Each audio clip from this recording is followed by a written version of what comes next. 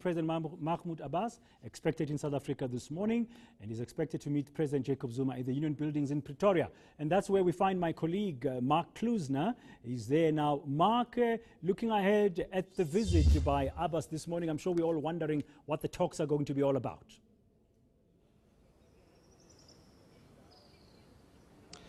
Well, Dan, we're having some communication problems, so I'm struggling to hear you. But just to give you some idea, we are expecting the arrival of the Palestinian President Mahmoud Abbas. Now, it's not the first time that he has come to South Africa, but it certainly is the first time that we've had this official visit. For more on the significance of this, I am joined by eNCA commentator Angelo Fick.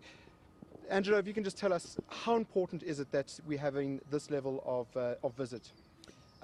My sense would be that it has been in the planning for a long time, but it comes at a particularly significant moment for both Palestine and for South Africa.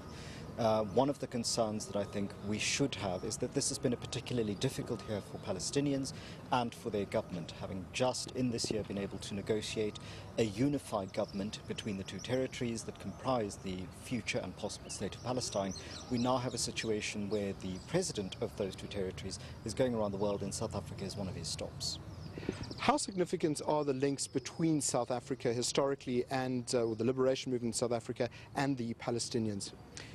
South Africa, and particularly the African National Congress, as the liberation movement of the apartheid era that most people are now familiar with, had very close links with the Palestine Liberation Organization that was chiefly sort of known for its leader Yasser Arafat, as part of a whole series of post-colonial independence movements in the wake of World War II.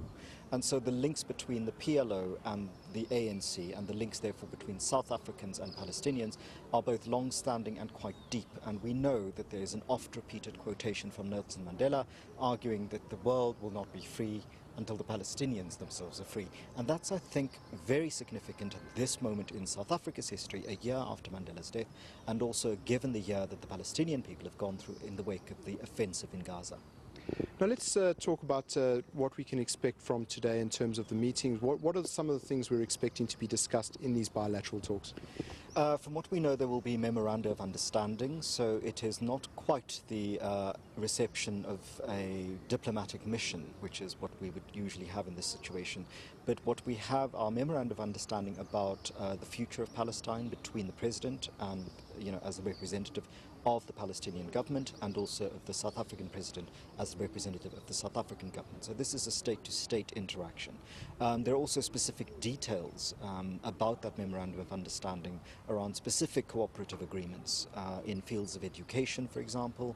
And my sense would be that this is an attempt by the South African state to participate in what is now global effort to move towards recognition of a Palestinian state, full recognition of a fully fledged and fully recognizable Palestinian state as an entity, but also towards the rebuilding of the infrastructural damage suffered by the Palestinian people, and particularly Palestinian civil society at the levels of both education, other forms of infrastructure in Gaza in the wake of the events of the middle of this year. And just quickly, I mean, in terms of actual assistance which South Africa may be able to give, what's this likely to look like?